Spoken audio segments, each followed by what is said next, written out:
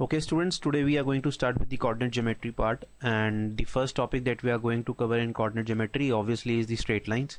Okay, so as per say this chapter with regards to your JEE main syllabus, this is an easy chapter, scoring one also. You need a little bit practice, that's it. The only difficulty with this particular topic is that there are too many subtopics in this involved. For example, even for today's lecture we'll be covering almost 11 subtopics, so this is the only hurdle in this chapter. Otherwise all these topics are very small and very simple to understand, and they are very basic. In fact, if you see, the major number of questions are being asked from the first two topics only. The rest are just theoretical. You just have to learn or in fact by heart the formulas and move ahead. Okay, so let's start the topic with properties of triangle first of all.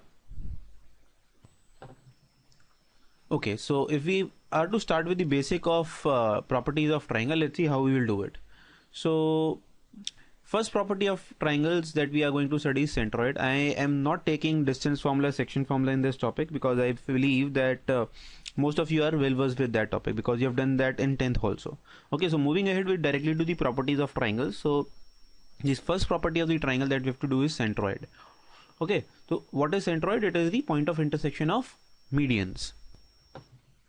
And what is a median? Median is a line which joins midpoint of the sides with the opposite vertices. So for example, in this case, so AD is a median because it starts from A and divides the opposite side BC into two equal halves. Similarly, BE is the median, right?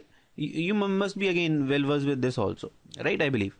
So इसमें हमें याद क्या करना है? Centroid, जो ये point आएगा G, this point G is known as the centroid first of all, right? This is the centroid we are talking about. Okay, and centroid की property क्या कहती है? That centroid divides the median in the ratio 2:1 as I have already written. So centroid वाला जो point है ये, this point will divide the median in the ratio 2:1. So सारी medians पहली बात एक जगह meet करेंगी, ठीक है? जैसे AD, BE और CF एक ही point से पास करेंगी G, उस पॉइंट को हम क्या कहते हैं? Centroid. This is the meaning of centroid. And we'll also do in lines को क्या कहते हैं कि जो तीनों लाइंस एक ही पॉइंट से पास कर रही हैं, जो कि ये जी है, इन्हें हम कहते हैं concurrent lines. So we'll talk about this also. So देखा जाए all medians are concurrent. Concurrent क्यों? Because they pass through a single point.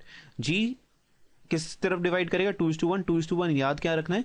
2 from the vertex, 1 from the base side. Okay, coordinates of the vertex are very simple. Just add them, x1 plus x2 plus x3 by 3. So if this was x1 y1 and this was x2 y2, similarly this was x3 y3, right? So you can simply state that this will be the, आप अगर notice करो तो ये क्या है? कुछ नहीं है, अरिथमेटिक मीन है. Arithmetic mean of abscissa and arithmetic means of ordinate, right? Remember it this way. This is a trick method that if you can remember, that will help you in solving questions quickly. So if two vertices of the triangles are given and the centroid is given, ठीक है, तो आपको दो vertices दे रखे हैं. कौन कौन से? x1 y1, x2 y2. आपको सेंट्रॉइड दे रखा है a, b.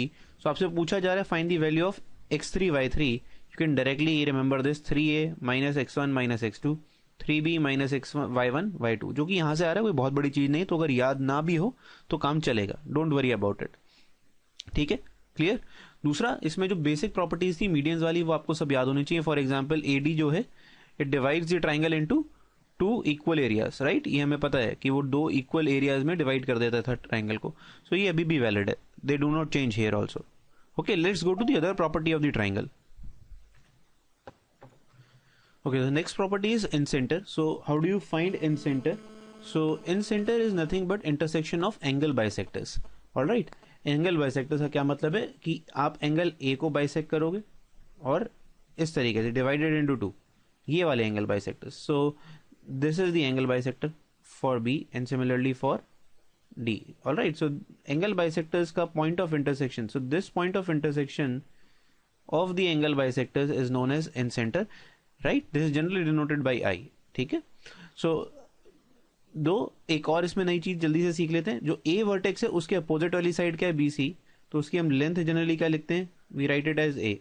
Similar, this length AC is B and this is C. So AB की लेंथ हम क्या बोलेंगे? C. AC की लेंथ बोलेंगे B और BC की लेंथ बोलेंगे A. तो अगर आपके पास फिर से वही प्रॉपर्टी, अगर ये vertices x1 y1, x2 y2 और ये x3 y3 थे, तो आपके पास फिर से इन सेंटर क्या आ जाएगा, ए एक्स वन। कैसे याद करना है, देखो एक x1 को किससे मल्टीप्लाई कर रहे हो, उसके अपोजिट साइड की मैग्नीट्यूड से, x2 को उसके अपोजिट साइड की मैग्नीट्यूड से, c को उसकी अपोजिट साइड की मैग्नीट्यूड से। सो ax1 plus bx2 plus cx3 upon a plus b plus c। Similarly do this for what, ordinate also, right. This the in centre. In centre को हम इन centre क्यों कहते हैं, बिकॉज ये जो सेंटर है ये किसका सेंटर है, ये एक इन सर्कल का सेंटर है। What do you mean by in circle, in circle एक ऐसा सर्कल है जो ट्राइंगल के अंदर फॉर्म होगा और उसकी तीनों साइड्स को टच करेगा, और circle touching all the three sides of the triangle is known as incircle. The center of that circle is known as incenter. So this is a very important property. So इसमें हम कैसे बोलते हैं, that circle inscribed in a triangle, circle inscribed in a triangle, right? Inscribed का मतलब क्या हुआ, अंदर, ठीक है। सो एंगल बाइसेक्टर्स की दूसरी अगर हम प्रॉपर्टी देखें, angle bisectors divide the opposite side in the ratio of the remaining side. So for example हम ये डी पॉइंट को पकड़ने की बात करते हैं, तो A B by B A C की जो रेशियो होगी उसी रेशियो में ए डी अपनी अपोजिट साइड को डिवाइड करेगा। So this is B D by D C, this ratio will be same. Very important result, ठीक है। ये जनरली हम भूल जाते हैं पर ये पेपर में बहुत ज्यादा पूछा जाता है, तो this is a very important result, one should actually by heart it, right.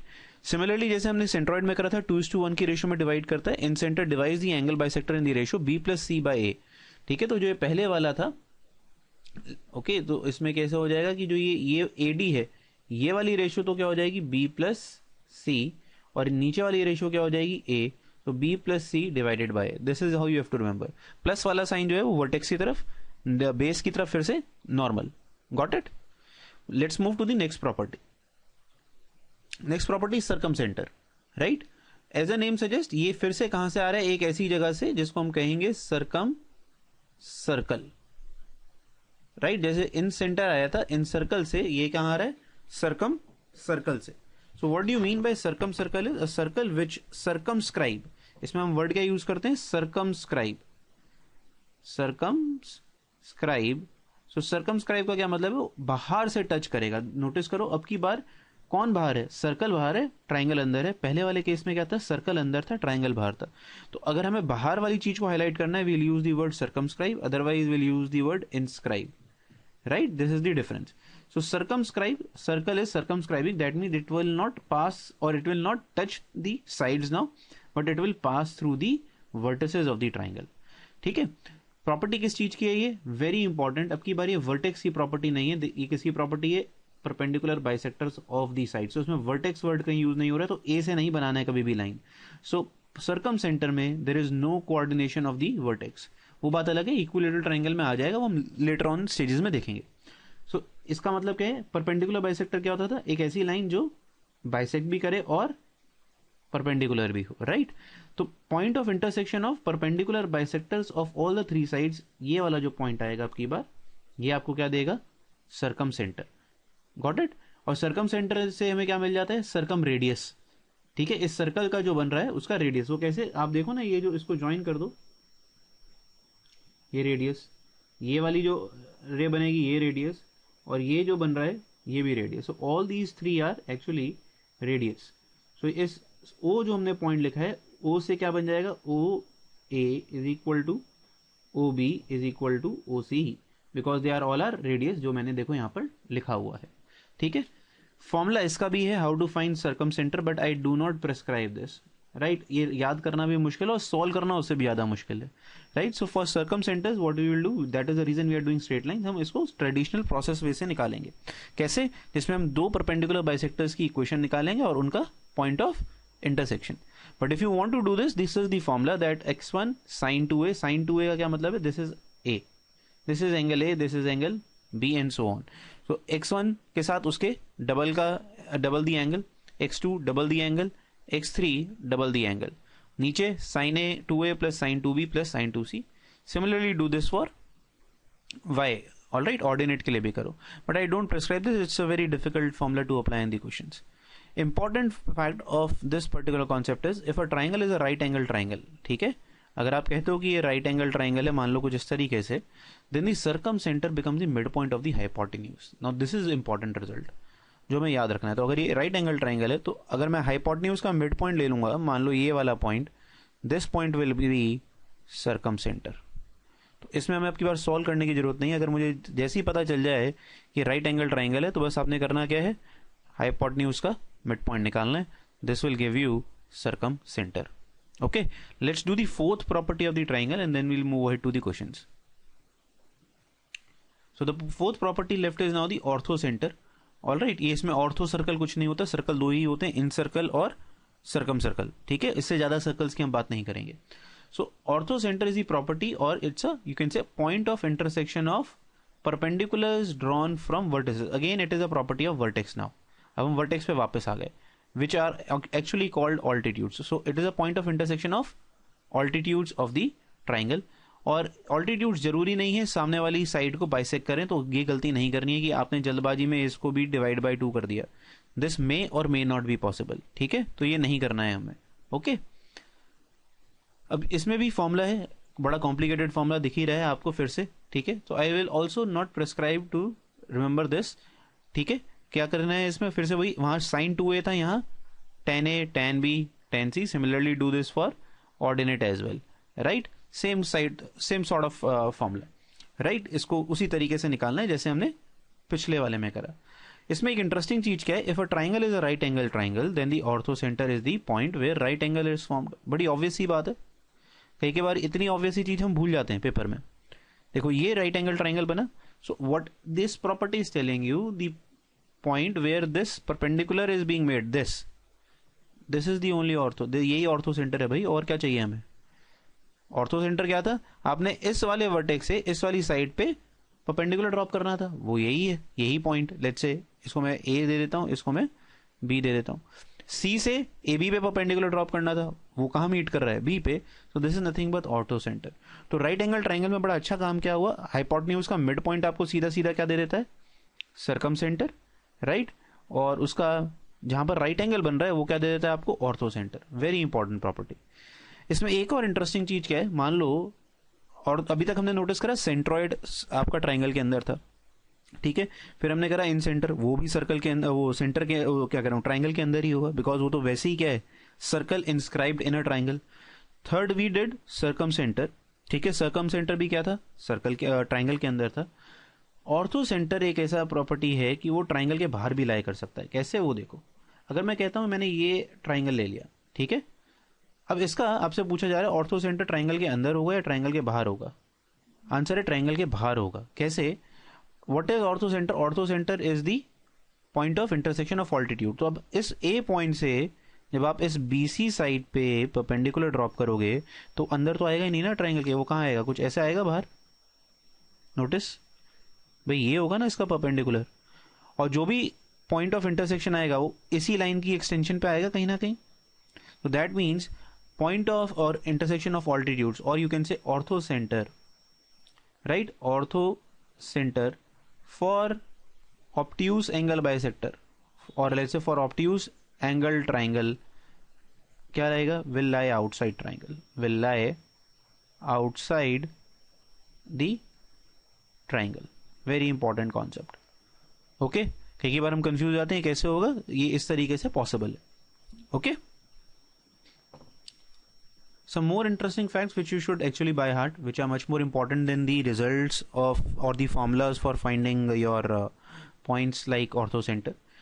अगर आपके पास एक इक्विलेटरल ट्राइंगल है, इक्विलेटरल ट्राइंगल, देन सबसे अच्छी बात क्या है, सेंट्रॉइड, ये चारों जो हमने चीजें करी हैं, दे कोइंसाइड. कोइंसाइड का मतलब क्या है, नथिंग, दे आर सेम.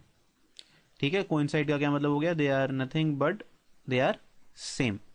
ठीक है, तो आप सबसे आसान कौन सा होता है हमारे लिए निकालना, सेंट्रॉइड. सेंट्रॉइड निकाल लो, वो सारे ही हो गए. तो फॉर एग्जांपल अगर आपने पता लगा लिया, क्वेश्चन में जो ट्राइंगल है that is an equilateral triangle and you are asked to find the orthocentre for this, तो you are not to find orthocentre. In fact आपको सिर्फ फाइंड आउट क्या करना है, centroid, that will automatically become the yes orthocentre. Right, orthocentre, centroid and circumcentre are always collinear. Now this is something very important. So एक line पे बना है, collinear मतलब they will lie on a line. OGC. This is how I remember this. So I am trying that you can also remember that in the same fashion. OGC. O generally is denoted for orthocenter. G is the pet name for centroid. And C generally denotes circumcenter. Right? ठीक है, इसको आप कैसे याद कर सकते हैं? ONGC word हमने करा है, ONGC कंपनी होती है, उस ऑर्डर में याद रखो, N गायब कर दो. Right? OGC, oil gas corporation, कैसे भी आप याद कर लो, that is up to you. So this is actually into ratio 2:1. ठीक है, हमारे पास सर्कम सेंटर हमारे पास कभी कभी जल्दी निकल जाता है. सेंट्रॉइड तो बहुत ही आसान होता है निकालना था. हमसे जनरली क्वेश्चंस पूछे जाते हैं find ortho centre. This property is very useful in finding ortho centres. OGNC, right? So this is 2:1. This is what is given. That centroid divide the line joining orthocenter and circumcenter in the ratio 2:1. Third property for isosceles triangle, जो चारों point थे हमारे ये वाले, right, they lie on the same line. अब की बार ये coincide नहीं करेंगे, बट ये क्या होंगे? Same line. That means they will be collinear, but ये अलग अलग होंगे. ठीक है, से कोइंसाइड नहीं करेंगे. इक्विलेटरल ट्राइंगल में बड़ा इंपॉर्टेंट है, ये क्या कर जाते हैं? कोइंसाइड, ये सारे सेम बन जाते हैं. So always watch out if the triangle is a equilateral. It will obviously ease your problem. Okay, let's apply them in the problems. Okay, now let us take the first problem, which says find the coordinates of the incenter of the triangle having these three coordinates as the midpoints. अब की बार ये vertices नहीं दिए हैं, तो हमारे को लग रहा था हमें vertices given होंगे. ठीक है, और इसमें एक क्वेश्चन को और टफ करते हैं. हमें incenter तो पूछा ही गया है, we will also try and find the ortho center of this particular problem. ठीक है, हम ऑर्थो सेंटर भी निकालेंगे. लेट्स सी कैसे. अब हमें क्या गिवन है? This let's say D point is given here, E point is given to us, and let's say F point is given to us. Right? So D point का अगर हम मान लें, डी पॉइंट को ले लो आप, लेट्स से 1,0. ठीक है, ई पॉइंट को मैंने ले लिया 1,1, और एफ पॉइंट जो बचा हुआ वो क्या हो गया? 0,1. So now I am giving you new formula for finding let's say ABC without. आप करने को ये कर सकते थे कि मिड पॉइंट फॉर्मुला लगा के तीनों में लीनियर इक्वेशंस बनाओ और सॉल्व करो. I will give you easy formula for this. So for example, if for a आपको ए के वर्टिसेस निकालने हैं, राइट, तो देखो कैसे बनेंगे. ए के अपोजिट वाला वर्टेक्स कौन सा है? डी. ठीक है, तो ए के लिए आप क्या करो? 0 + 1 - 1. That means add this and this जो उसके साथ मैच कर रहे हैं, और सब्ट्रैक्ट कर दो सामने वाला, comma. Let's say similarly for y, तो y के लिए क्या हो गया? 1 + 1 - 0. सो this is 1 + 1 - 0. So nothing, actually this is 0,2. This is how you find a. Now can you do this orally with me? So b क्या हो जाएगा? बताओ b क्या है? इन दोनों को ऐड करना है, f और d को, और e को सब्ट्रैक्ट करना है. तो 0 + 1 - 1, दिस इज 0 एब्सिसा. 1 + 0 0, और ये, तो b comes out to be 0,0. Right? Very simple. C क्या हो जाएगा? देखो सी में क्या हुआ, इन दोनों को ऐड करो इस बार. 1 + 1 2 - 0, सो दिस बिकम्स 2. राइट? 0 + 1, अब की बार मैं ऑर्डिनेट्स को ऐड कर रहा हूं, और माइनस सामने वाला, तो ये क्या हो गया? 0. So 2,0. These are the coordinates that you will obtain directly. Right? 2,0 0,0, and this becomes what? 0,2. Right? अब मैं अगर ऑर्थो सेंटर को पहले सॉल्व करता चाहूं इस क्वेश्चन में, तो this is now very simple. क्यों? अब इनको आप कोऑर्डिनेट एक्सिस पे प्लॉट करो ढंग से. राइट? सो पहला बी पॉइंट क्या है? पी पॉइंट तो आपके पास क्या आ गया? Origin 0,0. Right? C point is what? 2,0. This is your C, and this A point becomes 0,2. कुछ इस तरीके का ट्राइंगल है ये आपके पास. ये नोटिस करो, ये क्या है? Right angle triangle. सो आपका ओरिजिन इस केस में क्या है? इसका मतलब this is the orthocentre. तो this is what I was trying. Orthocentre कभी आपसे निकलवाएंगे नहीं, इनडायरेक्टली इस तरीके से पूछेंगे. तो इस क्वेश्चन में अगर कोई आपसे पूछता what is the orthocentre, so the orthocentre is nothing but origin itself. Right? Now how to solve incentre? Let's apply incentre in it also. अब इसमें देखते हैं कि भाई इन सेंटर के लिए हमें फॉर्मूला ही अप्लाई करना पड़ेगा. तो वो क्या था? ax1 + bx2 + cx3. याद आया? अभी करा हमने, divided by a + b + c. इसमें a + b + c क्या था? And I will say similarly for y. वो आप खुद सॉल्व करोगे. कुछ इस तरीके से था. सो अगर हमें करना हो a, सबसे पहले आप पता लगाओ इसका मतलब a, ये डिस्टेंस कितना आ रहा है? सिंपल है, देखो 2 यूनिट्स, 0,0 और 2,0. सिमिलरली ए सी कितना आ रहा है मेरे पास, तो बी सी आ गया मेरे पास 2 units. What is the length of A C, 0,2, 2,0, तो कितना हुआ √8 और अगेन से 2√2, राइट. और फिर से नोटिस करो ए बी कितना हो गया फिर से 0,0 और 0,2, 2. वो हमें यहाँ से भी दिख रहा था, देखो अगर प्लॉट करें 2 2 और ये पाइथागोरस लगा के, दिस इज नथिंग बट 2√2. बस अब तो क्वेश्चन सॉल्व हो गया. तो इन सेंटर कैसे निकालना है, देखो ए क्या है, ये वाली वैल्यू मानिए, तो 2 into x1 is what 0 in this case 0. चलिए बी पे आए, x2 वाला वर्टेक्स मैंने ये मान लिया, तो ये 0 इंटू इसकी लेंथ ए सी कितनी है, वो वैसे ही 0 से मल्टीप्लाई होना तो फर्क नहीं पड़ रहा, प्लस सी इंटू, तो सी कहाँ से आएगा, ये वाली साइड मान लेते हैं सी, और x3 कितना है 2, तो 2 into what is the length of A B, that is 2, divided by A plus B plus C, that is 2 plus 2 plus 2√2. And similarly you solve for y. This how you solve incentre. Got it. इसको अगर हम solve करके देखें तो ये 0 ये कितना बन गया 4/4 प्लस 2√2, राइट. और इसमें से आगे कैंसिल क्या हो जाएगा, ये this becomes 2 plus 2√2 and so on. और ऐसे ही आप सिमिलरली यहाँ y के लिए भी सॉल्व करोगे. Solve for y also, right. This is how you find in centre of a particular triangle, and we have also done ortho center in this particular case. Okay, now the next problem says if the middle points of the sides of a triangle ABC, so let me say A, B and C, right. Middle points of triangle ABC are 0 0. फिर से देखो की बार आपको क्या दे रखा है, notice करें, ये हो गया 0 0. Okay, late me just correct it. आपको देखो इसमें मैं 0 0 इसको नहीं एज्यूम करूंगा या नहीं करूंगा वो गलत नहीं होगा, पर let's see if A B C is given, तो ए बी पहला पेयर बना, ए बी का आपको मिड पॉइंट दे रखा है 0 0, ठीक है. जिस तरीके से दे रखा है उस तरीके से लेते हैं. फिर अगला पेयर क्या बनता, बी सी, मैं उसको लूंगा 1,2. थर्ड पेयर बनता सी और ए, साइक्लिक ऑर्डर में चल रहा हूं तो ये बन जाता -3,4. ठीक है, इससे कोई फर्क नहीं है, पर it is just how we read the questions. Then you have to find the area of the triangle A B C. ठीक है, ये सारे क्या है मिड पॉइंट्स, ठीक है ना भाई, हमें ये भी पता है ये मिड पॉइंट है, ये भी मिड पॉइंट है और ये भी मिड पॉइंट है. Late me just highlight these points. कुछ इस तरीके से दे रखा है. तो अब देखो अगर मैं इनको ज्वाइन करता हूं, अब इसमें एक और इंटरेस्टिंग प्रॉपर्टी करेंगे मीडियंस की. If you join all these 3, ठीक है, तो ये जो ट्राइंगल बन रहा है, लेट्स से ये वाला, आई हाईलाइट दिस फॉर यू.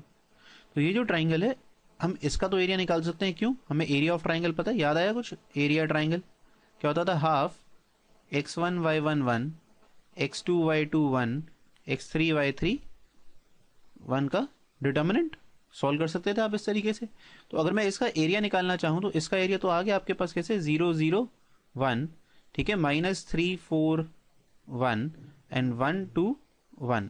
और डिटर्मिनेंट भी बहुत आसान है सॉल्व करना. ये पहले तो 0 ही है, तो कंपोनेंट क्या बचा, -6 -4 10 और divide by 2. So 5 is the area that you are getting for area triangle DEF is equal to 5.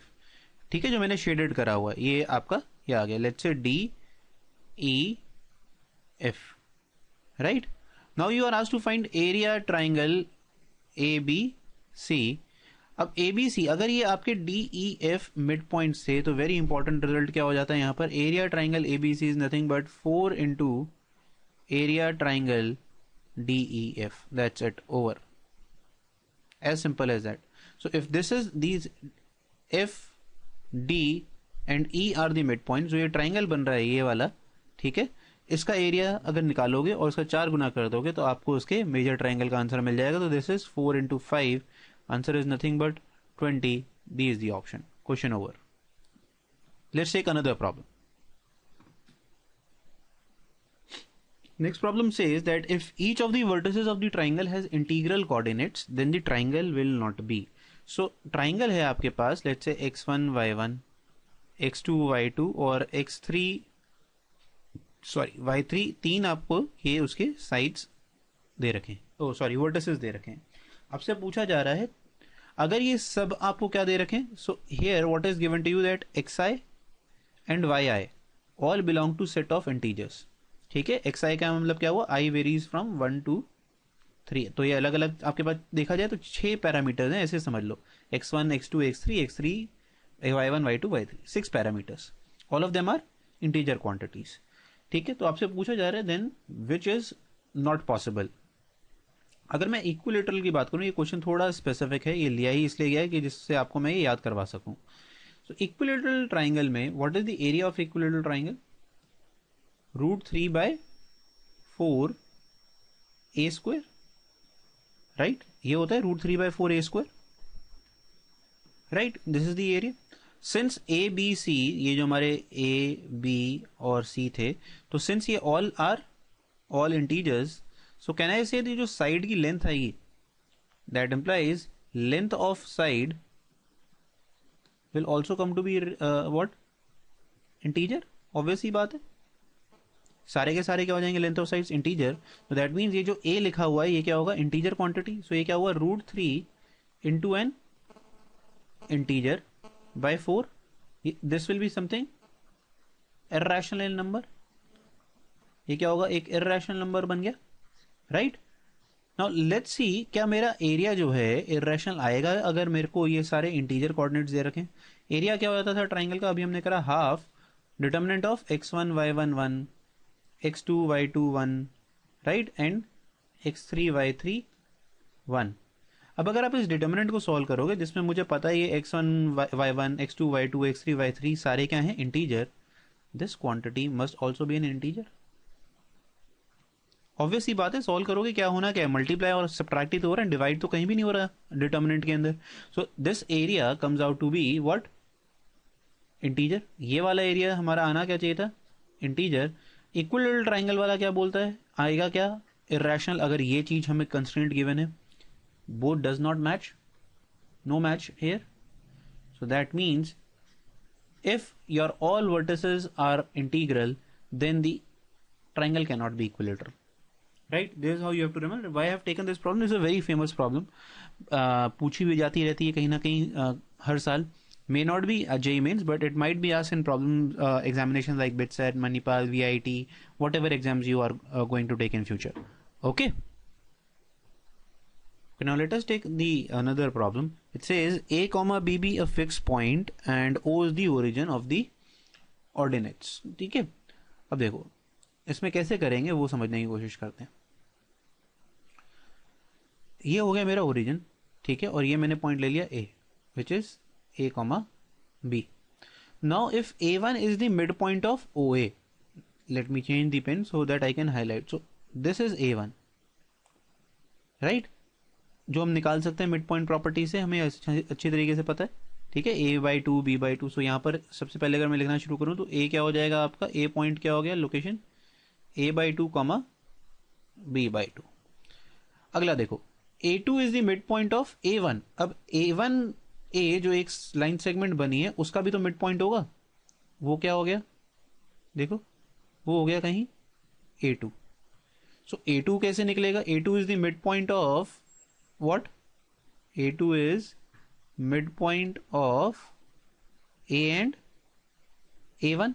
और अब समझ रहे हो ये प्रोसेस चलता जा रहा है, फिर a2 और a का मिड पॉइंट वो आएगा a3 और a का मिड पॉइंट a4, और ये इनफाइनाइट प्रोसेस चलता रहेगा, क्योंकि लाइन तो हमने सिर्फ स्क्रीन पे बनाई है बट ये इतनी तो होगी नहीं, ठीक है। सो अब इसको निकालें कैसे, हमें निकालना है दी nth कोऑर्डिनेट, जब आप nth बार उसको मिडिल टर्म या मिड पॉइंट निकाल रहे हो। सो लेट्स सी, a1 हमें पता चल गया, a2 जरा बताओ मुझे क्या आएगा, a2 कैसे निकालोगे, a2 is the mid point of a plus a and a1। a क्या कोऑर्डिनेट्स हैं a के, राइट, a कॉमा b। अब देखो मिड पॉइंट कैसे निकलता है, a प्लस a/2 कॉमा 2, और इसका क्या हो जाएगा b/2 comma sorry b/2 plus b/2। क्या लिख सकते हो इसको, ये हो गया a/2 plus a/2 square and similarly b/2 plus b/2 square, यही बनेगा। Let's try and find what will B a3। a3 will be what, it will B mid point of, yes it will B mid point of a and a2। ये था ना, देखो a3, मैं सिर्फ pattern deduce करने की कोशिश कर रहा हूं और कुछ नहीं, ठीक है। तो वो क्या बनेगा बता सकते हो, so this would be nothing but इसमें क्या होगा, a प्लस ये वाली इंटायर चीज आ जाएगी आपकी बार यहाँ, a by two plus a by two square whole divided by two, और यहाँ similarly for b, b plus b by two plus b by two square, ये तो कौन सा है, ये वाला vertex whole divided by two, right. इसको नोटिस करो, ये क्या बन गया फिर से, ये हो गया a by two plus a by two square plus a by two cube.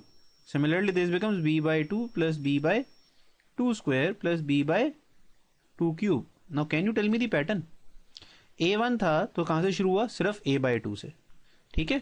a2 में क्या हुआ, a बाई टू में क्या ऐड हो गया, a by two square add हो गया।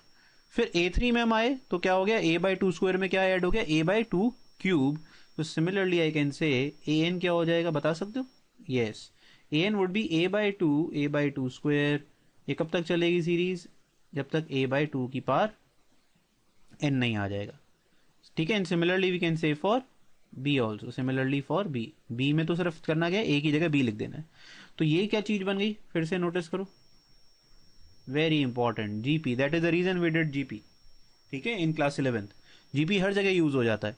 अब ये जीपी बन गया, कितने टर्म्स का, एन टर्म्स का सम निकालना है उसका। पहली टर्म क्या है, a बाई टू, याद आ गया, a by to, common ratio भी क्या है भाई इसमें, sorry common ratio is not a by to, common ratio is yes only 1 by 2, right, most of you have got it wrong, okay, this by 1 minus 1 by 2, so ये 1 by 2 यहाँ से cancel होके net eventually क्या बनेगा, देखो a 1 minus 1 by 2 raised to power n, or if I want to say this can be written as minus n।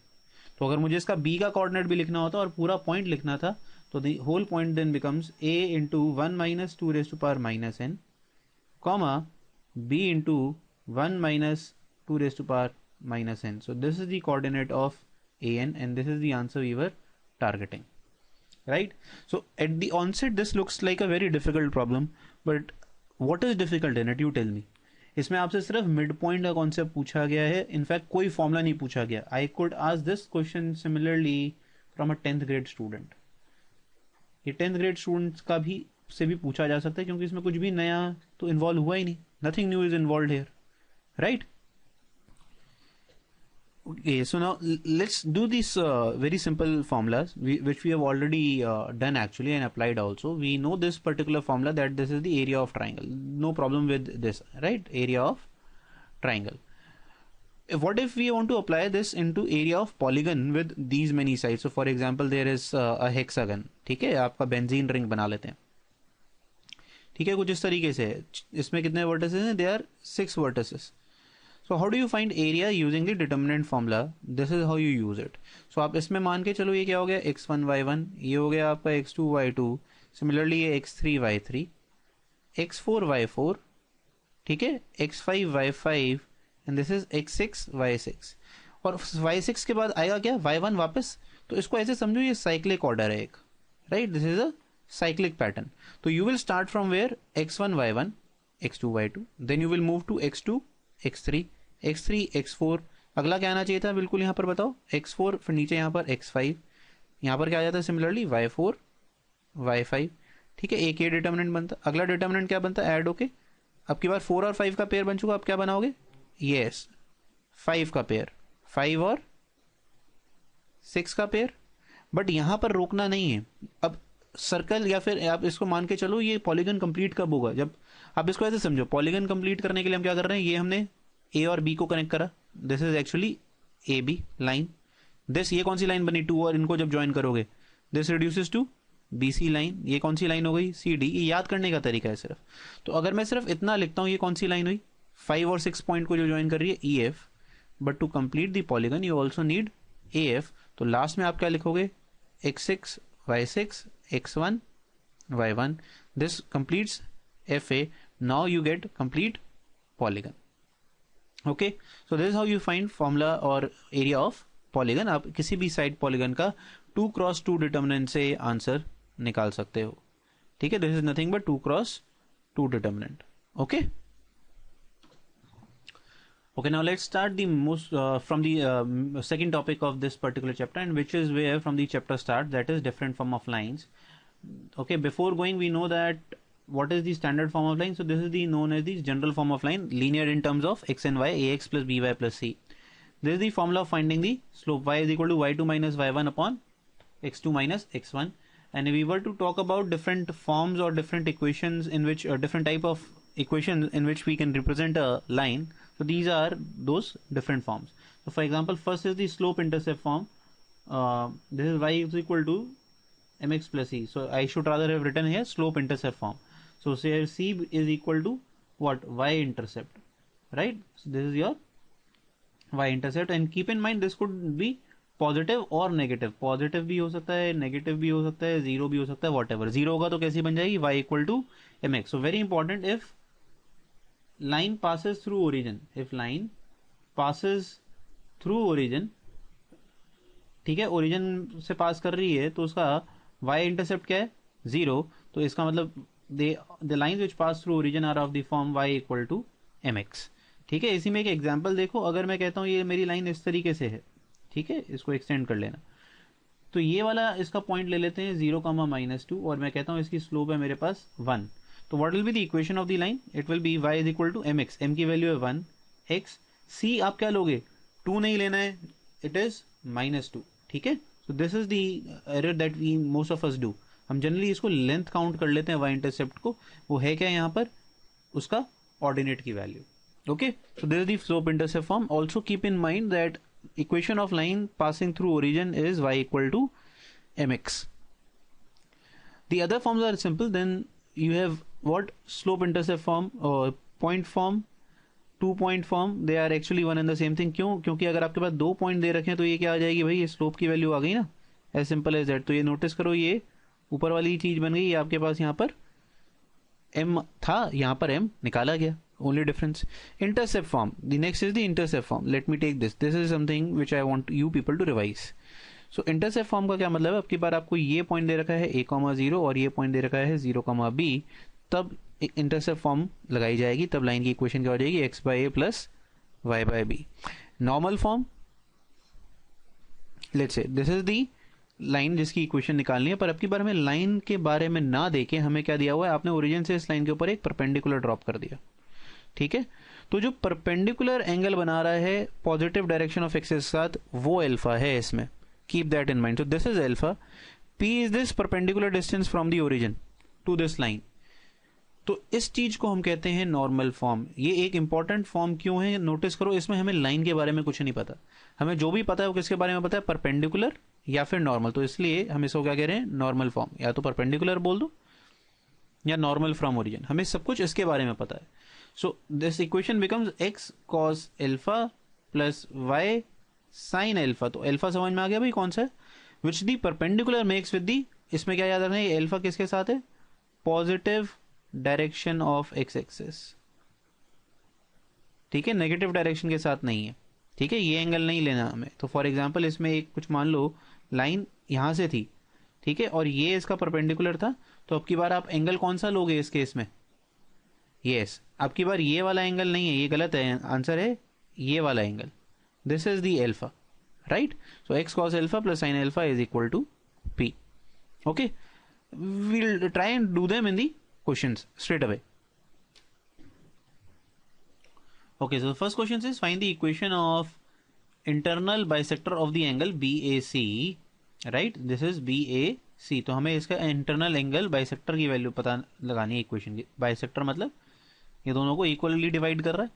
और आपको जहां पर वर्टिसेस दे रखे थे, ए दे रखा था आपको 5,2, B is also given as 2,3 and C is also given as 6,5. This is already given to you. ठीक है, ये तीनों चीजें गिवन है आपको.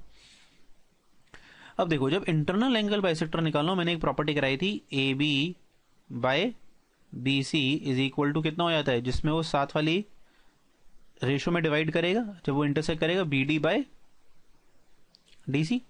That means internal angle bisector जब सामने वाली साइड को एक पॉइंट में डिवाइड करता है, जिस रेशो में वो डिवाइड करेगा that is equal to the ratio of the corresponding two sides जहां से वो बना है एंगल बाइसेक्टर. ठीक है, तो इसके लिए आपको चाहिए क्या था? ए बी की लेंथ, ए सी की लेंथ. ठीक है, वो मैंने ऑलरेडी कैलकुलेट कर दिया आपके लिए to make this problem simple. So A B √10 आएगा, नोटिस करो, और ए सी भी क्या आ रहा है, √10 आ रहा है। तो देखा जाए एक तरीके से आइसोसेलेस ट्राइंगल है। तो मुझे पर इससे फ़ायदा क्या हुआ, अगर ए बी और बी सी दोनों ही √10 है, तो ये भी आ गया आपका √10 और ये भी आ गया आपका √10, this becomes B D by D C, which means BD is to DC is in the ratio 1:1, or I can say this implies D is the midpoint। ठीक है, तो अगर D midpoint है तो क्या आ जाएगा, D के वर्टेक्स बताओ जल्दी से। We need to find the vertex of D, so D के वर्टेक्स क्या हुए, 2 और 6/2, so this becomes 4, 3 plus 5 8/2, so D becomes actually 4,4। अब आपके पास दो पॉइंट हैं, आपको एक निकालना क्या था, डी नहीं निकालना था भाई। We were asked to find equation of internal bisector, that is हमसे पूछा गया था equation of, sorry we were asked equation of A D, right. वो आ गई कैसे, we have A also we have D also, so we can find equation of A D using, got it, using 2 point form. ठीक है, आप 2 point form use करें और answer तुरंत निकाल दें। तो ए इसमें ले लो 5/2, just quickly doing it for you so that people who are not sure of how to apply. तो इसमें क्या हो गया, y-2 इज इक्वल टू 4-2/4-5, ये हो गया y2-y1 अपॉन x2-x1 x-5। ठीक है, आप इस तरीके से भी लिख सकते थे। इसमें मैंने कौन सा पॉइंट यूज करा, ए। आप डी पॉइंट यूज करके भी लिख सकते थे, y-4, ये तो एज इट इज ही रहेगा 4-2/4-5 और x-4, ये दोनों ही सेम चीजें हैं, don't worry, both of them are correct, right. Let's take the other problem. Okay, now let's see the other problem. It says a rectangle has two opposite vertices, right, as 1,2 and 5,5. So ये मैंने ले लिया 1,2 और ये वाला आपका हो गया 5,5। ठीक है, और ये रेक्टेंगल है तो हमें पता है sides are at 90 degree angle, so ये भी 90 डिग्री है और ये वाला भी 90 डिग्री है। ठीक है, if the other vertices lie on the line x = 3। अब x = 3, पहली बात इसको समझ लें, यहाँ पर x = 3 इसका मतलब क्या है, एक वर्टिकल लाइन। वर्टिकल लाइन का क्या मतलब है, which is parallel to y axis. ठीक है, तो जिन लोगों को ये याद नहीं आ रहा है वो रूल की तरह याद रखेंगे क्या, सो x = a is the equation of all vertical lines and y = a is the equation of all horizontal। तो horizontal में वो किसके पैरेलल होंगी, राइट, x एक्सिस के। ठीक है, थोड़ा सा रिमाइंडर। प्रॉब्लम पे आते हैं वापस। We were asked to find equation of sides of, तो इनको नामकरण कर दें जल्दी से एक बार, ए बी सी और ये ले लेते हैं डी। ठीक है, 4 पॉइंट्स हो गए मेरे पास इस तरीके से। अब मुझे निकालनी है equation of sides. Equation of sides के लिए मेरे पास ए पॉइंट है, अगर बी पॉइंट और आ जाए तो आप 2 पॉइंट फॉर्म से साइड की इक्वेशन निकाल लोगे। सिमिलरली बी आ जाएगा तो बी सी भी आ जाएगा, एंड सेम लॉजिक से मैं कह सकता हूँ डी आ गया तो भी काम बन जाएगा। पर इसमें एक प्रॉपर्टी क्या दे रखी है, B D is a vertical line. So अगर मुझे बी के कोऑर्डिनेट्स लेने थे तो वो मैं कैसे ले सकता था, 3,y1। क्यों, इसका एब्सिसा थोड़ा हिलेगा, ये it lies on x = 3 line, this is the important concept. Similarly D क्या हो सकता था, यस 3,y2, इसमें इसका एब्सिसा अभी भी क्या रहेगा, 3, because it lies on the horizontal line. ठीक है, अब देखो, अब अगर मुझे पता है कि ये दोनों कैसे हैं, ए बी और बी डी की बात करें जरा, A B and B C, इनके बारे में आपको क्या पता है, A B is perpendicular to B C, कह सकता हूं, पता है भाई हमें ये ए बी और बी सी क्या है, परपेंडिकुलर। परपेंडिकुलर लाइंस में स्लोप का क्या रिलेशन होता है, बता सकते हो, अभी मैं पढ़ाऊंगा जबकि ये, but yes you people have already done, I am just, ये तो वैसे भी रिविजन क्लास है, तो this is m1 m2 is equal to -1, yes perfectly. So अगर मैं बोलता हूं m of A B, so m of A B कितना हो जाएगा बताओ, this becomes y1 - 2 by 3 - 1, or I can say y1 - 2 by 2. Similarly, what is slope of BC? वो क्या गया, y1 - 5 by 3 - 5, ये क्या आ गया, माइनस ऑफ y1 - 5 by 2।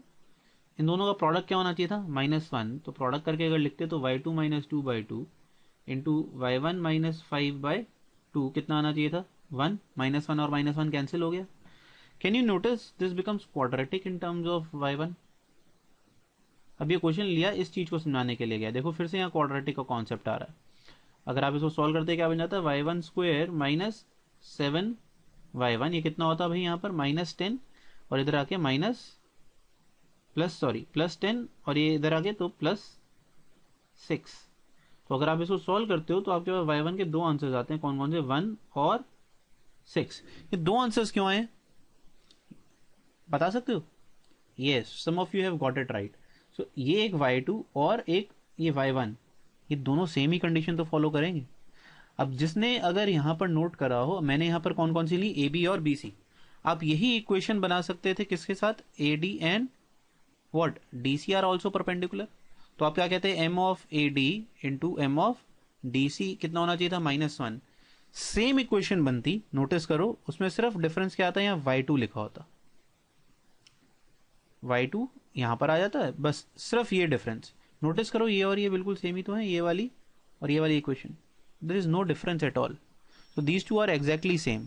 तो इसलिए आपके पास दो रूट्स आने चाहिए थे, दोनों किसके आते हैं, क्वाड्रेटिक के रूट्स। सो दो आंसर्स कौन से हो गए, 3, 1 और 3। सो बी को या तो आप क्या पॉइंट बोल दो, 3,1, और डी क्या पॉइंट ले लेगा फिर आपका 3,6। So these two are the answer that we wanted to find. अब अगर आपके पास बी और डी आ ही गया है तब तो क्वेश्चन सॉल्व कर लोगे, तब तो सिर्फ क्या है, 2 पॉइंट फॉर्म लगा के सबकी इक्वेशन निकालनी है। I am living that part for you people, all right, do it on your own.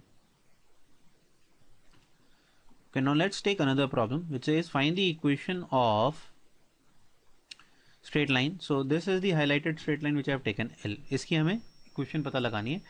On which perpendicular from the origin, so ये देखो मैंने रेड लाइन से यहाँ बना रखा है perpendicular from the origin, so this is actually perpendicular to this line, okay, makes an angle 30 degree with x axis। तो ये आपको दे रखा है 30 डिग्री, ठीक है, and the area forms a triangle of area 50 √3 with coordinate axis। तो अगर मैं इनके नामकरण कर लूँ कि ये पॉइंट है B, ये पॉइंट है A, एक्स एक्सिस पे जहाँ मिल रहा है, और ये हो गया ओरिजिन। तो आपको दे क्या क्या रखा है, area triangle OAB is nothing but 50/√3। एक तो ये दे रखा है पहली बात आपको, फिर आपको एंगल, इसको और नामकरण कर देते हैं D, ठीक है, और एंगल ODA इज 90, ठीक है, परपेंडिकुलर है क्योंकि वहां, और एंगल AOD इज 30 डिग्री। ये हमें गिवन है, ये सारी चीजें हमें गिवन है क्वेश्चन में। हमसे पूछा क्या जा रहा है, इक्वेशन ऑफ लाइन L, हमें ये निकालना है, ठीक है जी। नोटिस करो ये कुछ कुछ डायग्राम किससे मैच कर रहा है, ये हमारा नॉर्मल फॉर्म ऑफ लाइन के साथ मैच नहीं कर रहा, नॉर्मल फॉर्म ऑफ लाइन, जहां हमें सब कुछ किसके बारे में दे रखा है, नॉर्मल के बारे में। सिर्फ कमी किसकी रह गई, हमारे पास नॉर्मल में क्या चाहिए होता था, अल्फा, अल्फा तो हमें पता ही है 30 डिग्री, हमें सिर्फ P रह गया। P क्या है यहाँ पर, OD। तो अगर किसी तरीके से मुझे OD पता चल जाए तो मेरा क्वेश्चन सॉल्व हो जाएगा। टारगेट ही यही है इस क्वेश्चन में। अब देखो कैसे, ठीक है, OD को अगर मैं मान लेता हूं P, जो मुझे चाहिए, let's say this is P, ठीक है, OD अगर P है तो अब आ जाओ ट्राइंगल्स के अंदर। एरिया पहले बताओ मुझे, एरिया ट्राइंगल OAB का क्या होगा, apart from this particular way मैं कह सकता था हाफ OA इंटू OB। तो टारगेट हो गया यार OA और OB निकालो। तो अब आ जाओ OA और OB के लिए क्या करें, triangle OAD, in triangle OAD, ठीक है, आप ये देखो कि OA क्या है, हाइपोटेन्यूज है, ठीक है, और OD मैंने क्या ले लिए, P। So can I say cos 30 degree will be become OD by OA base upon hypotenuse, देखो राइट। तो ये क्या हो जाएगा, बेस अपॉन हाइपोटेन्यूज। तो यहां से क्या आ गया, P की वैल्यू कितनी आई भाई, P bye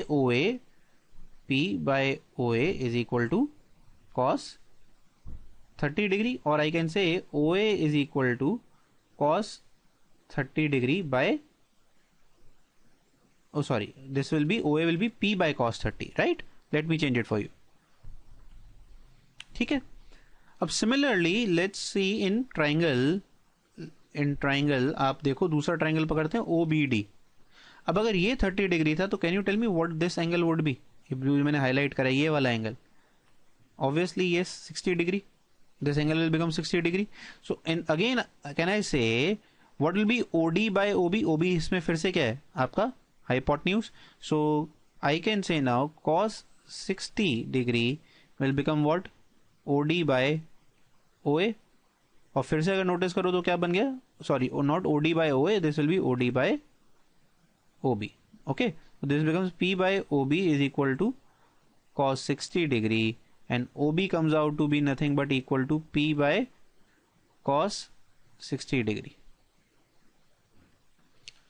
Okay, so now only the calculation part is left. हमें पता है half OA into OB कितना हो जाएगा, half P by cos 30 into P by cos 60 degree, और ये दोनों हम की वैल्यूज कितनी दे रखी हैं भाई, एरिया कितना दे रखा था हमें, yes 50 by √3. Now just need to solve this. तो ये बना क्या भाई, पी स्क्वायर, ठीक है, cos 30 कितना होगा 1/2 √3/2, गॉट इट. तो कितना हो जाएगा भाई, ये पी स्क्वायर देखो कितना आएगा आपके पास 25, कट कटा के सारा क्या बन जाएगा, P square is equal to 25. तो यहां से हम बोल सकते थे सर आंसर कितने आएंगे, P इज इक्वल टू ±5. दो आंसर आ गए, तो इसका मतलब आंसर कितने होने चाहिए थे, दो लाइनें बनेंगी. लाइनें कौन कौन सी हो जाती, वो तो अब बस क्या करना है, किस फॉर्मूले में डालना है, x cos alpha plus y sin alpha is equal to P. But be aware that P था क्या, P वॉज डिस्टेंस. तो क्या डिस्टेंस नेगेटिव हो सकता है, यहाँ पर सिर्फ P की कौन सी वैल्यू ली जाएगी, P is equal to 5, not ±5. then the answer would become x cos alpha कितना है भाई 30 डिग्री, ये हो गया y sin 30 degree is equal to 5. This is the answer we are looking for. Okay, so this is your particular answer, and this is how you introduce normal form into the questions. Okay, now let us do the other problem, which is the center of the square is at origin, and you are also given one of the vertices, let's say A. So this is the vertex A, which is given as 2, 1, and the center is also given to you people, which is nothing but origin, right? Let me write O for here, and you are asked to find other coordinates of the square B, C and D, right? So this is what is being asked of you. So we know that A is nothing but 2, 1, and O point is the origin, so 0, 0. So by using this we can simply find C. C is very easy because we know that O is the midpoint of AC, right? So if you assume this as x, y, then directly doing x plus 2/2 equal to 0, this should give you what, abscissa of x, which is -2, right? And similarly if I do y plus 1/2 should be equal to 0, so this gives me y is equal to -1. So this gives me coordinates of C, that is -2, -1. This becomes -2, -1. Now you are also required to find coordinates of B and D. Now this is the challenging stuff, that how we do this. So there are various methods of doing this particular activity. What I am going to highlight is the parametric form, how to use parametric form to solve these kind of questions. Alright, so I'll be talking about the parametric form. Parametric form क्या कहती है वो एक बार पढ़ लें पहले. सो अगर आपके पास एक लाइन है, आपको इसका स्लोप पता है theta, and there is a point P here, and you are finding a point which is a distance r from this point, let's say Q. You are asked to find this, and you know the coordinates of P, that is x1 and y1. Then what I can say about Q is, so Q अगर x2 और y2 था, तो x2 और y2 अगर कुछ इस तरीके से, तो x2 क्या बन जाएगा, देखो x2 can be written as x1 plus r cos theta, and similarly I can say y2 is nothing but y1 plus r sin theta. Alright, this is what is parametric form all about. Parametric form में क्या remember करना है, distances are involve, right, distance on the same line और measured parallel to this line.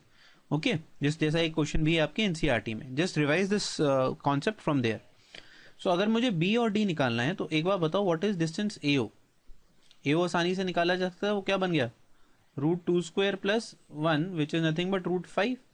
And since this is square, so I know that these all will be √5, this will also be √5, this will be √5, and this will also be √5, right? So they are all √5, right? Now tell me the slope of AO. So what is the slope of AO? I can tell you that slope of AO is what, y2 minus y1 upon x2 minus x1. So this becomes nothing but 1/2. See from here, these two are the points, y2 minus y1, x2 minus x1, right? So what will be the slope of BD then? Can you tell me? Why I am doing so? Because I know AC and BD are perpendicular to each other, so their slope would be -1 exactly. So this becomes what? -2, right? Okay, so this becomes, that means tan theta is equal to -2, but I required cos theta and sin theta. So how do you find sin theta and cos theta when tan is given? Very simple. Do the calculation like this. This is theta, so -2 would become -2 by 1, or we should not say -2, we will just say +2 and 1. So this side will be √5. So what I can say about cos theta? Cos theta is based upon, yes, based upon hypotenuse. This will be -1 by √5.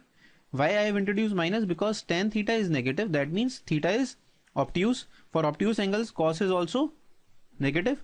Then sin theta would be what? Perpendicular upon hypotenuse. So this will become 2 by √5, and we will not use minus sign here because for obtuse angles sin is still positive. So 2 by √5, right? So that means for line BD, we have this information available, that we know the value of sin theta and cos theta for this particular line, and we can find tan theta of that line also. In fact, we have found cos theta and sin theta using tan theta for this particular line. Now you have O and you are asked to find values of B and D, and B and D are at a distance of, what is the distance of B and D? Distance of B and D from O, it's √5, right? Now you can see this is the actual hint which says that you have to use parametric, because distances are getting involved. Whenever distances are getting involved, go for parametric form. So originally question is that you have to go down √5 and you have to go up √5 from the origin. So what will be the location? Use this formula here. So 0 plus minus √5, r is √5, cos theta is what? -1 by √5. All right, this is the abscissa, and the ordinate will be 0 plus minus √5.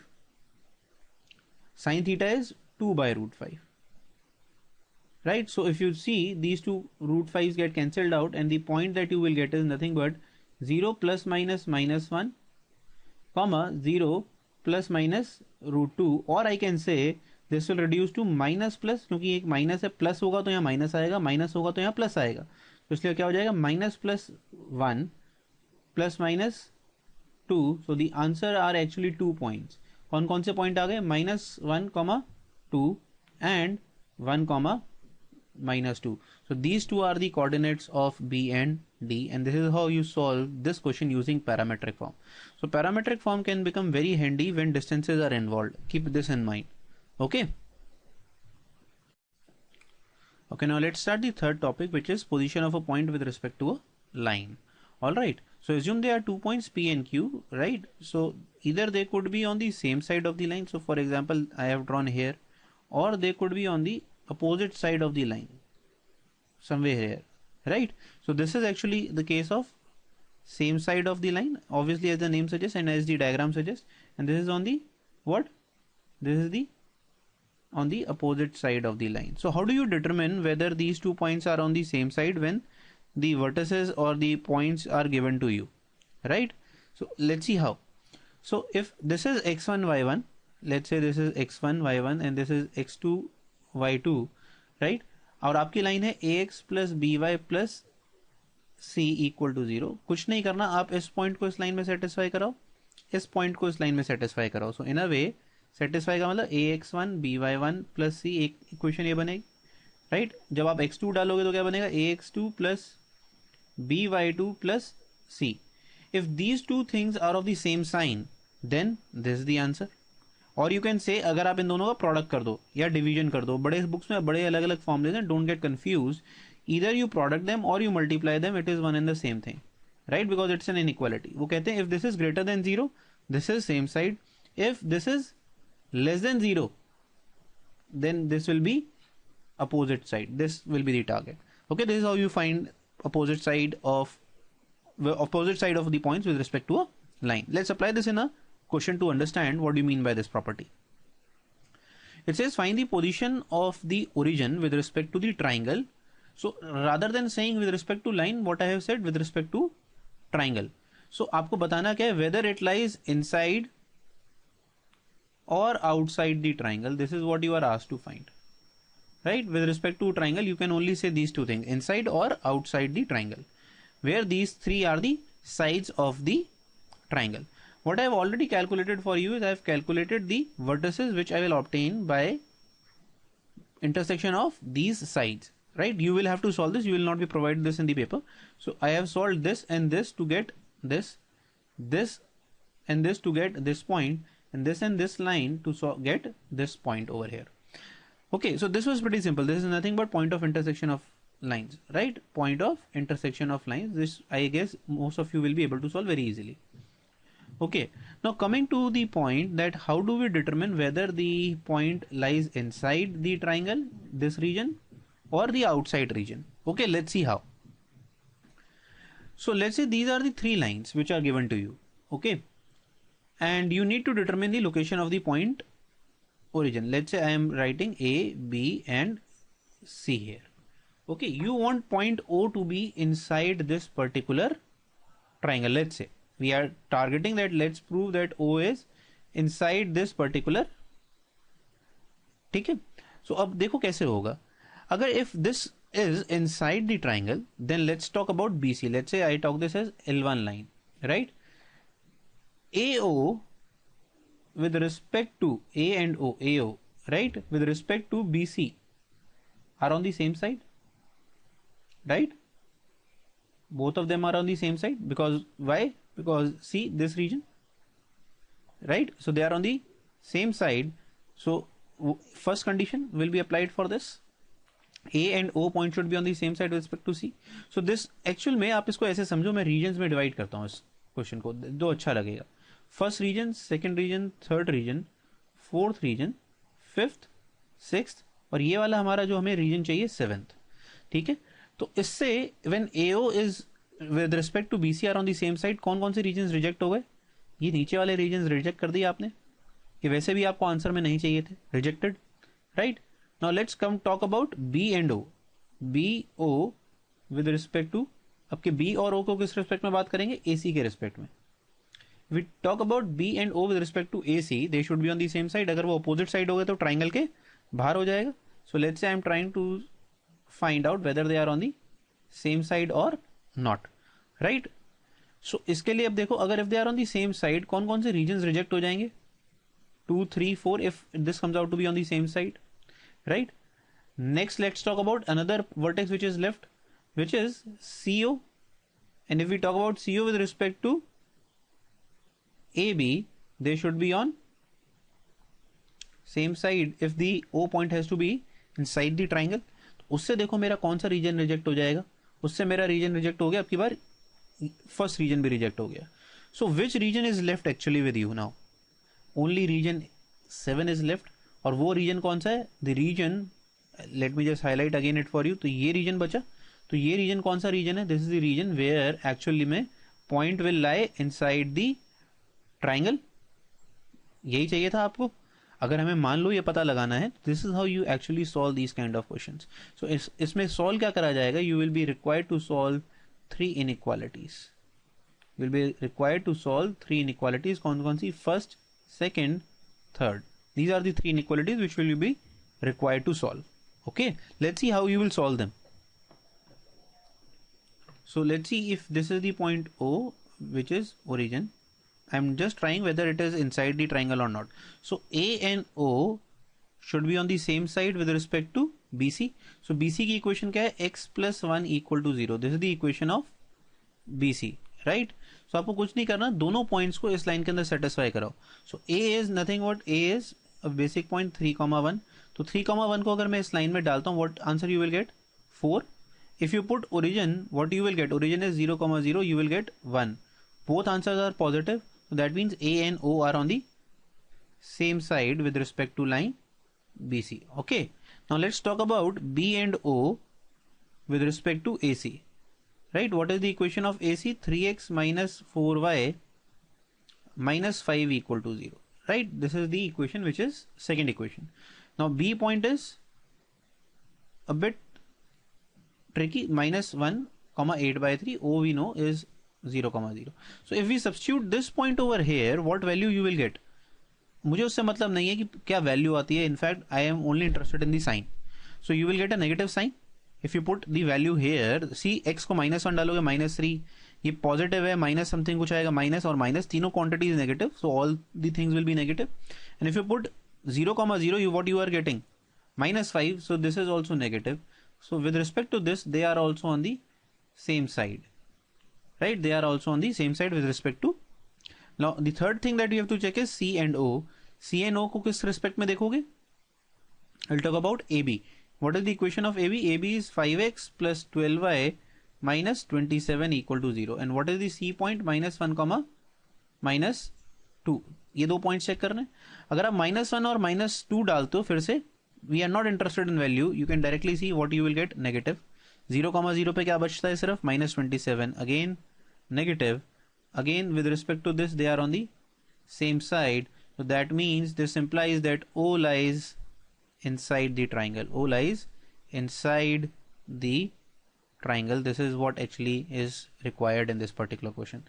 Okay, and this is how you solve with respect to point or a line. Okay, so हमने पढ़ा था with respect proper position of a point with respect to line, but we applied it in triangle, and but indirectly we used with respect to line. Okay.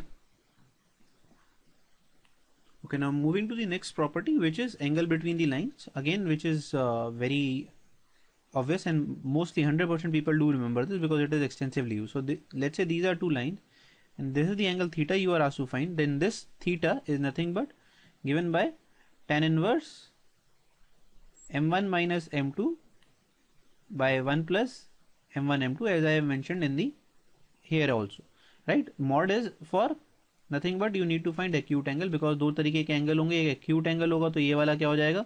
This will be obtuse. We are interested in only finding the acute part of it. Okay, and we talk about the lines. If a1x b1y plus c1 equal to 0, a2x plus b2y plus c2, इस तरीके से lines दे रखी हूँ, तो parallel lines होने के लिए क्या हो जाएगा? a1 by a2, that is ratio of coefficients of x, ratio of coefficients of y, they should be equal, but they should not be equal to c1 by c2. ये भी एक important step है, तो ये add कर लें यहाँ. They should not be equal to c1 by c2. This is very important. Okay, so if this sort of thing is there, then you can say they are parallel lines.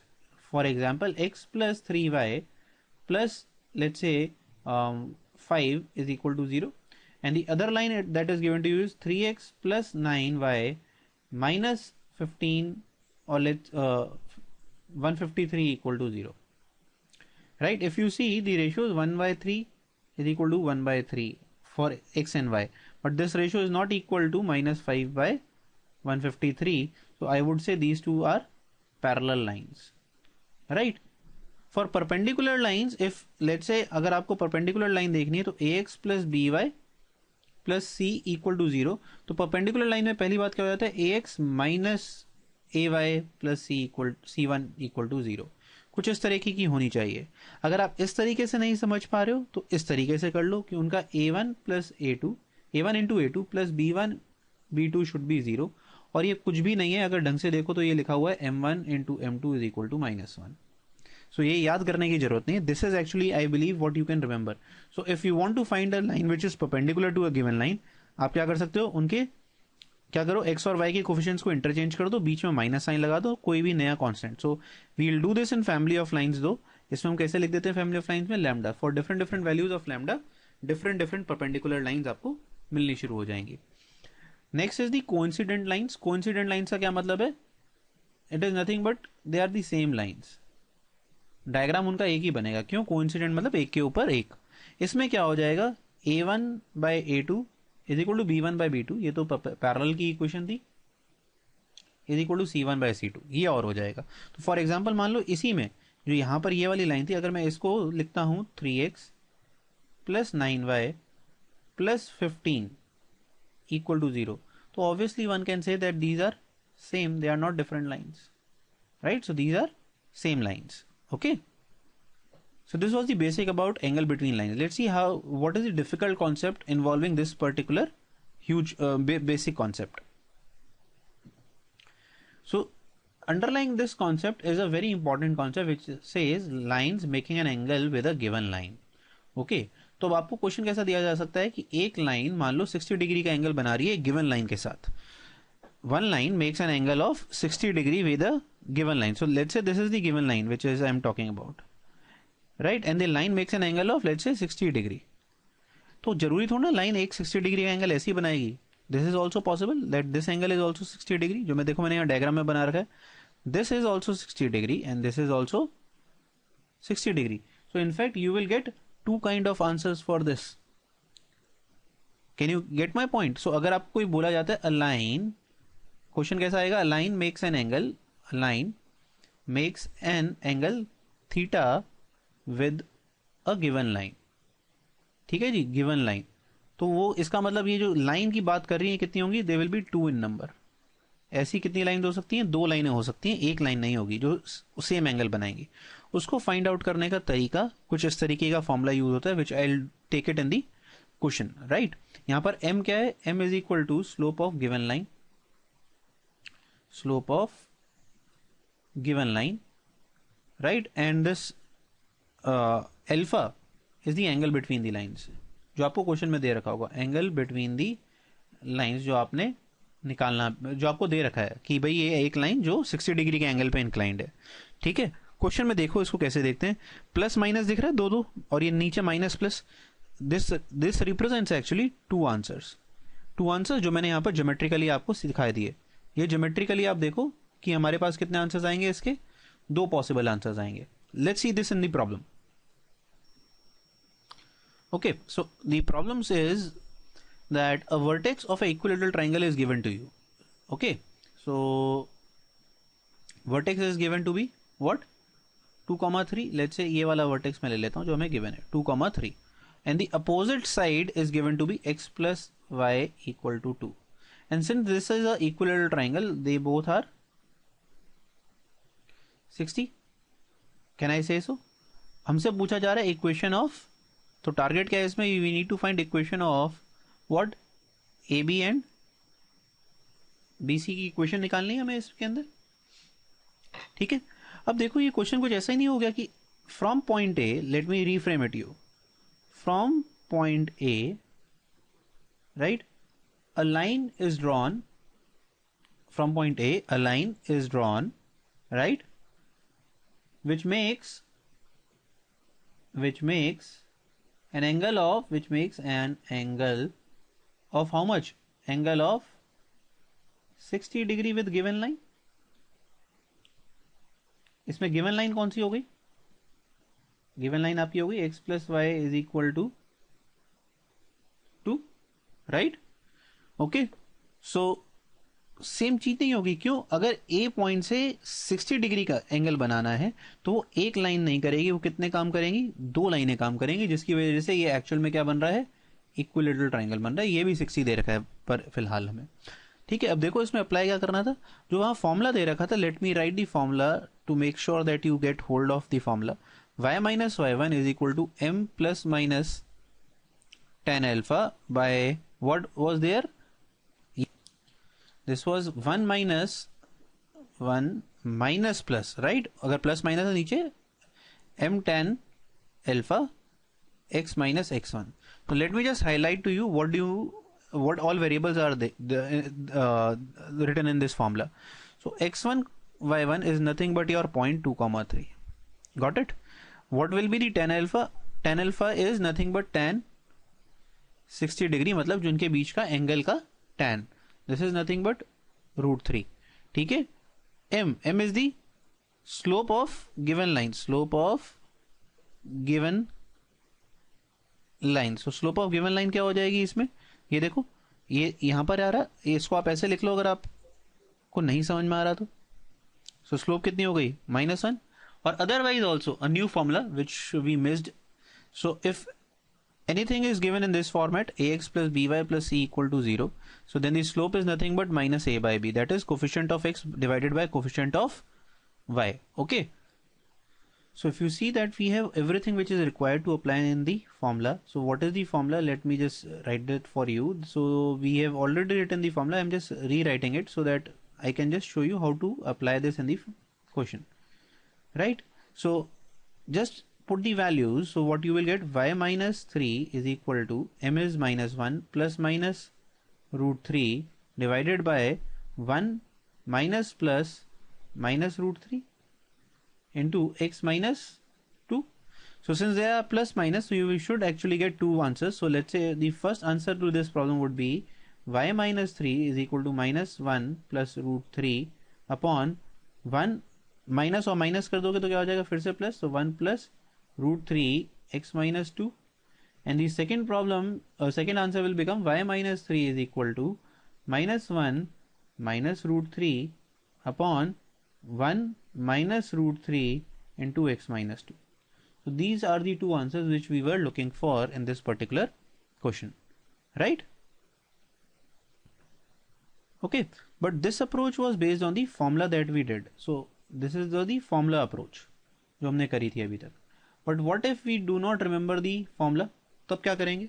तब भी ये question solvable है और बहुत आसान है. क्यों? वो नोटिस करो, वो AB और AB and BC, what is the angle between them? It is 60 degree, and we know that angle between two lines का formula हमें पता है, that is tan 60 degree should be equal to m of AB minus m of BC upon 1 plus MAB MBC, right? इसमें आपके पास ये वाली value है, MAB आपके पास नहीं है तो मैंने उसको क्या मान लिया, m मान लिया वेरिएबल, m माइनस, और ये तो फिर से वही क्या हो गया, minus one upon 1 minus m, or I can say this is nothing but root 3 is equal to mod of m plus 1 upon 1 minus m. How do you solve mod? Mod generally solve कैसे होता है, जब mod हटता है तो क्या आ जाता है, प्लस माइनस. तो ये क्या हो जाएगा, इसको ऐसे लिख दो, m plus 1 by 1 minus m. Now you will solve for two cases. ठीक है, तो दो केस बनेंगे, उसमें से जो दो m की वैल्यूज आएंगी, let's say m1 and m2, right वो किस किस की हो जाएंगी, एक हो जाएगा m1 इस लाइन की स्लोप, एक हो जाएगा इस लाइन का स्लोप. आपके पास a पॉइंट है, सो दैट मीन्स इसको और a को यूज करके आप किसकी इक्वेशन बता दोगे मुझे, यस परफेक्ट, AB की. इसको और B पॉइंट को यूज करके आप मुझे किसकी इक्वेशन बता दोगे, BC की. सो ये प्रोसेस भी आसान है, it is just that it is a bit lengthy as compare to our this particular formula approach. तो formula approach to any given day is the easiest approach, but if you are not able to remember the formula, this is the standard approach of solving this problem. Okay, so we'll end the today's class over here, over up till this topic, and I'll continue the straight lines topic tomorrow in the next class, and we'll do the remaining subtopics which are left. I'll mail you the worksheets, but for the worksheets for this particular topic, I would prefer you people to go for NCERT exemplar. So, right, so what I'll do, I'll forward you the link of downloading the NCERT exemplar book, right? I guess this is the perfect book to practice this particular topic. Perfect questions are there. You'll get a very good knowledge of what is actually being asked in the JEE Main exam. So this book contains those kind of questions which are much more relevant towards JEE Mains level. Okay, because otherwise this chapter is a very big chapter. आप करने को अगर इसको शुरू करेंगे तो खत्म नहीं होगा. This will make your task easy. Apart from that, I'll also send some worksheets which will contain around 40 to 50 odd problems, right? These many questions will also be there in the worksheet, but I'll prefer that you people start solving this, right? So this will make your task much easier.